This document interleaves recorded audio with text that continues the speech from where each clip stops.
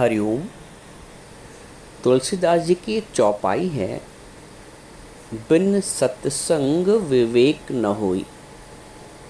ये चौपाई सभी ने सुनी होगी, जगह जगह मंदिरों में लिखी भी होती है दीवारों पे कि बिन सत्संग विवेक न होई। आप सबने सुन भी लिया है और पढ़ा भी है, लेकिन क्या कभी इस चौपाई को आत्मसात करने का प्रयास किया है? जैसे मैं कहूं कि दूध से दही जमता है। अब सबने सुन लिया, दूध से दही जमता है, दूध से दही जमता है, दूध से। क्या कभी दूध से दही जमाया भी है? यदि दूध से दही जमाया होगा तो उसका अनुभव ही कुछ अलग होगा। एक उदाहरण है, जिसने आज तक दही जमाया ही नहीं दूध से, तो उसको वो जो व्यवहारिक अनुभव है ना, वो नहीं हो पाएगा। अब बिन सत्संग विवेक न होई, इस एक चौपाई में दो शब्द मोटे मोटे निकल के आते हैं, सत्संग और विवेक। बिन सत्संग एक शब्द ये हो गया, दूसरा विवेक न होई। तो दो मोटे मोटे शब्द निकल के आते हैं, सत्संग और विवेक। इसको हमें समझना है, आत्मसात करना है। उसके बाद जब हम ज्ञान सुनेंगे तो उसका आनंद ही कुछ और है। अब पहला जो शब्द है सत्संग, इसको भी यदि हम दो भागों में बांट लें तो सत्य और संग। सत्य क्या है? ये बहुत विस्तृत विषय है, सत्य को समझना। और सत्य को समझने के लिए ही मनुष्य का जीवन है। मनुष्य का जीवन, क्योंकि पशु पक्षी आदि सत्य की अनुभूति नहीं कर सकते हैं। मनुष्य का जीवन ही सत्य को अनुभूत करने के लिए हुआ है। तो सत्य क्या है और संग हम बाद में समझेंगे, पहले सत्य समझ लेते हैं। देखिए, बीज सत्य है और वृक्ष उसका विस्तार है, उसका नाम और रूप है। नाम रूप का नाश है, ब्रह्म का प्रकाश है। 5 लक्षण हैं, अस्ति, भांति और प्रिय। ब्रह्म के 3 लक्षण, अस्ति यानी है, भांति माने भास रहा है, और प्रिय माने प्रियता है। अब जो सत्य है वो सदैव है। किसी चीज़ के लिए तुम ये कहोगे नहीं है, तब भी है का प्रयोग हो रहा है ना? तो है तो शाश्वत है। ब्रह्म की सत्ता शाश्वत है, सत्य की सत्ता शाश्वत है। तो अस्ति माने है, भांति माने भास रहा है। अब जो सत्य है वो अनुभव जरूर होगा। जैसे नींबू की खटास अनुभव हो रही है। नींबू का नाश है, नींबू का स्वरूप परिवर्तन है, क्योंकि सड़ जाएगा तो बेकार, या इस प्रयोग हो गया उसके बाद बेकार। तो नींबू का नाम भी मिट गया, फेंक दिया गया, और रूप भी मिट गया। लेकिन जो अनुभव हुआ, भासना मीन्स अनुभव हुआ, अनुभव हुआ वो खटास, वो शाश्वत है, वो नहीं मिटी। और वो खटास है भी और प्रिय भी। रसगुल्ला खाया, मिठास है भी, अनुभव हो रही है, जब चाहे उसको हम बता सकते हैं। प्रिय भी है, इसलिए उसका सेवन किया। और भांति यानी मीन्स भास रहा है, अनुभव उसका, इसलिए वो सत्य है। लेकिन जो स्वरूप था, नाम और रूप, जब उसका सेवन किया गया तो उसका नाम भी मिट गया और उस रसगुल्ले का रूप भी मिट गया। अब वो मल बन गया, नाम मिट गया उसका, पेट में जाने के बाद वो मल बन गया, तो नाम भी मिट गया और रूप भी मिट गया। जो रूप था वो भी मिट गया। लेकिन तीन चीज़ क्या रही? रसगुल्ला है, अस्ति, भांति, अनुभव हुआ और प्रिय, प्यारा था। तो जो चीज़ अनुभव में आ रही है वो सत्य है। अब मान लीजिए कोई चोट है, कोई जख्म है, तो जख्म का नाम और रूप बदल जाएगा। आज चोट लगी है तो जख्म बड़ा है, कल छोटा हो जाएगा और दिनों बाद और छोटा हो जाएगा, फिर स्किन बिल्कुल बढ़िया हो जाएगी। मिट गया, स्वरूप मिट गया। जो मिट रहा है वो मिथ्या है। बात समझो, जो मिट रहा है वो मिथ्या है। लेकिन जो अनुभव हुआ दर्द, दर्द सत्य, पीड़ा सत्य हो गई। लेकिन जो फोड़े का स्वरूप है वो मिथ्या था, वो बदल गया, वो ठीक भी हो गया। लेकिन पीड़ा का अनुभव हम आज तक बता सकते हैं, चाहे वो 2 महीने पहले हुई हो, 2 साल पहले हुई हो। अनुभव सत्य हुआ तो किसी चीज़ की अनुभूति सत्य है, उसका नाम और रूप मिथ्या है। जो मिट जाए वो मिथ्या है। अब गहराई से चिंतन ये करिए कि संसार में, संपूर्ण जगत में ऐसा क्या है जो मिट नहीं रहा है, जिसका स्वरूप बदल नहीं रहा है, जो विनाश को प्राप्त नहीं हो रहा है। आप देखोगे हर एक चीज की समय अवधि है, चाहे वो जड़ वस्तु हो या शरीर के रूप में चैतन्य शरीर हो। जब तक जड़ता है तब तक परिवर्तन की स्थिति बनी ही रहेगी। हर चीज परिवर्तित हो रही है। पेड़ पौधे, पहाड़, जो बड़े बड़े पहाड़ वो भी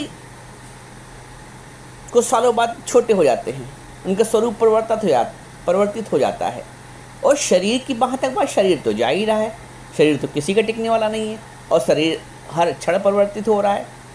बालपन का शरीर, युवावस्था का शरीर, फिर आगे 40 साल वाला शरीर, फिर वृद्धावस्था का शरीर, एक दिन वो भी नहीं रहा। लेकिन जो सदैव रहा वो आत्म तत्व है, वो दृष्टा तत्व है। आपने शरीर को देखा कि मैं बचपन में ऐसी थी, जब हाई स्कूल किया, फिर जब मैं 20-22 साल 25 साल की हुई तो ऐसी, फिर और स्थिति आई तो ऐसा। तो जो देखने वाला था, अनुभव करने वाला था अपने आप, शरीर तो बदल रहा था लेकिन आप नहीं बदल रहे थे। आप दृष्टा स्वरूप एक ही थे, आपको सब याद है, आपने सब देखा है। स्वप्न की अवस्था में शरीर सोया रहता है लेकिन आप जागृत अवस्था में रहते हैं, आप जागते रहते हैं। तो जो जाग रहा है वो नित्य है, जो जाग रहा है वो नित्य है और वो नित्य आप हैं, आपका आत्म स्वरूप है। शरीर तो क्षय हो रहा है, अनित्य है, लेकिन आप आत्मा के रूप में नित्य हैं, अविनाशी हैं। गुरु हमें इसी विज्ञान को पकड़ाता है। भगवान ने अर्जुन को इसी को ज्ञानम तेहम सविज्ञानम, मैं तुमको अर्जुन ज्ञान को विज्ञान सहित बताऊंगा। यही विज्ञान हमें गुरु समझाता है। तो अभी ज़्यादा विस्तार से नहीं, इसको समझ लें संक्षेप में कि जो नित्य है वही सत्य है, जो अविनाशी है वही सत्य है, जो अपरिवर्तित है वही सत्य है। और अपरिवर्तित, अविनाशी, अक्षय, अमर, अजर सिर्फ आत्म तत्व है, ब्रह्म तत्व है, चेतन तत्व है। इसके अलावा सब जग चालनहार, नानक जी बोलते हैं, किस नाल कीजिए दोस्ती, सब जग चालनहार। जो चालनहार है, जो जाने वाला है, तो उससे क्या दोस्ती करें, उससे क्या आसक्ति करें। किस नाल कीजिए दोस्ती, सब जग चालनहार। तो सत्य वो जो नित्य है, शाश्वत है, अपरिवर्तित है। तो ये हुआ सत्य। अब सत्संग शब्द पूरा तब होता है जब सत्संग, अब इस सत्य के ज्ञान के बाद हम इसका संग कर लें, वो संग गुरु कराता है, वो संग गुरु कराता है। सत्य का संग भी गुरु कराता है। बोलते हैं कि प्रभु का सुमिरन साधु के संग, उपजे चाह भी साधु के संग। जो प्रभु का सुमिरन है वो साधु संगत में ही होता है। प्रभु का सुमिरन साधु के संग, उपजे चाह भी साधु के संग। तो अभी बाहरी किसी महफिल में बैठे हो तो वहाँ भगवान की ललक थोड़ी जागेगी, वहाँ थोड़ी भगवान की चाह जागेगी किटी पार्टी में। लेकिन सत्संग में बैठोगे तो और सुन लें, और आनंद आ रहा है, चाह जाग रही है, कैसे मैं अपने आप को मन मनाभाव करके ज्ञान सुनूं। तो उपजे चाह भी संग प्रभु के संग, प्रभु का सुमरन साधु के संग, उपजे चाह भी साधु के संग। तो ये है संग जो गुरु कराता है। अब आप समझिए सत्संग का मतलब, सत्य वो जो नित्य है, शाश्वत है, परमात्मा है, कृष्ण है, भगवान है, परमात्मा है, और उसी का संग कर लिया तो सत्संग हो गया। अब दूसरा शब्द विवेक, बिन सत्संग विवेक न हुई। अब सत्संग करोगे, गुरु का साथ लोगे, तभी विवेक जागृत होगा, वरना जीवन पर्यंत सत्संग के अभाव में विवेक सोया ही रहता है, और मनुष्य विवेक को बिना जागृत किए ही संसार से चला जाता है। तो सत्संग से विवेक जागृत होता है। अब सत्संग किसको मिलता है? विरलों को। वो बहुत विरले लोग होते हैं जिनको सच्चे गुरु का संग मिलता है, सच्चा ज्ञान मिलता है। मनुष्याणाम सहस्रेषु कश्चित यतत सिद्धये यततामपि सिद्धानाम कश्चिन माम वेति तत्वतः। हजारों में से कोई एक अर्जुन मेरी प्राप्ति के लिए यतन करता है, और उन यतन करने वालों में से कोई एक मुझे तत्व से जानता है। तो जो सत्य को जानना ही तत्व को जानना है। भगवान कहते हैं हजारों में से कोई एक यतन करता है, और उस यतन करने वालों में से कोई एक। तो हम जो इस सत्य की चर्चा को सुन रहे हैं, सत्संग का श्रवण कर रहे हैं, बहुत विरले हैं, बहुत भाग्य वाले हैं, पूर्व जन्म के संस्कार हैं, जो हमें सत्य का ज्ञान प्राप्त हो रहा है। मिथ्या का ज्ञान तो सबको प्राप्त हो रहा है, पूरे संसार में सब यही तो कर रहे हैं। लेकिन कुछ विरले होते हैं, कुछ ऐसे सतगुरु होते हैं जो मंजिल तक पहुंचाते हैं। जो सतगुरु का बन जाता है वो जीवन भर सुख पाता है। तो कुछ ऐसे सतगुरु भी होते हैं, कुछ ऐसे प्रेमी भी होते हैं।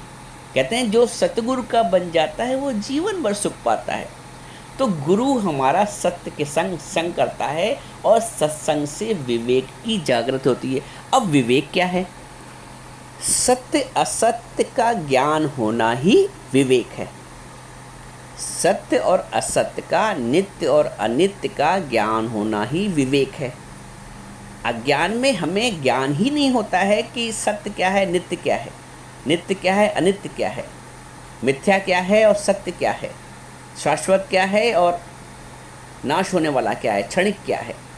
ये गुरु बताता है सत्संग में।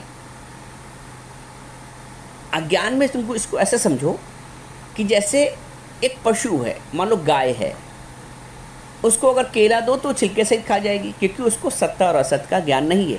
लेकिन यदि आपको देंगे तो आप थोड़ी केले के छिलके सहित खा जाओगे, आप तो छिलका उतार के खाओगे।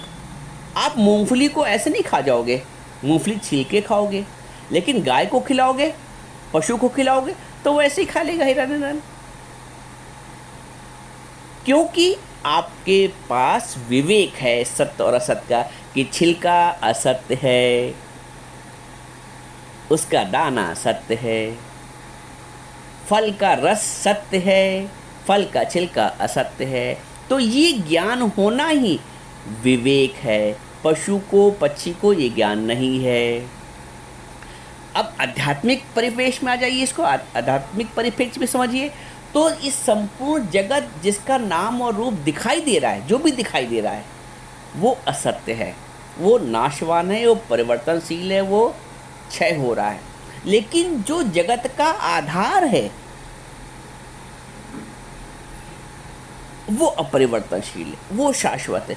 शरीर परिवर्तनशील है, क्षयशील है, नाशवान है, लेकिन जो इसका आधार है, चेतना, आत्म तत्व, वो शाश्वत है।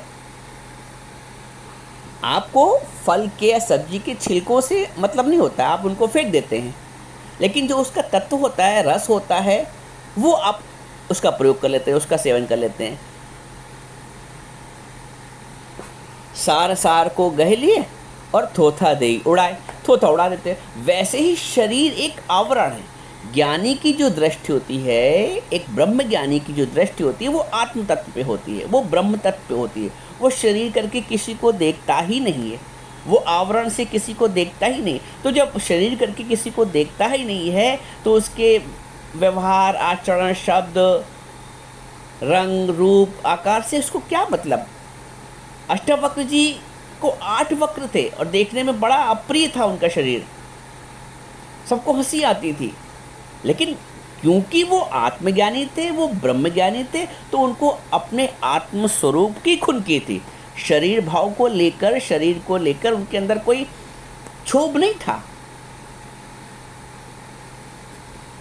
तो जो प्रसन्नता, जो खूबसूरती है, जो सुंदरता है, वो आपके आत्म तत्व की है।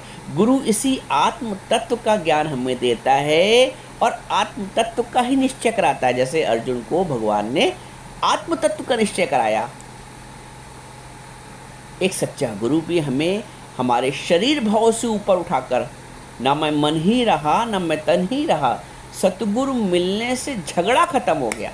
संसार के जितने झगड़े हैं वो अपने आप को शरीर मानने से, संसार को सत्य मानने से, लेकिन गुरु संसार की नश्वरता को दिखा देता है, शरीर की कुरूपता को दिखा देता है और आत्मा की शाश्वतता को, आत्मा की अजरता, अमरता को हमको पक्का करवा देता है कि तुम वो आत्मस्वरूप हो, तुम वो दृष्टा स्वरूप हो, तुम तीनों कालों में शरीर नहीं हो।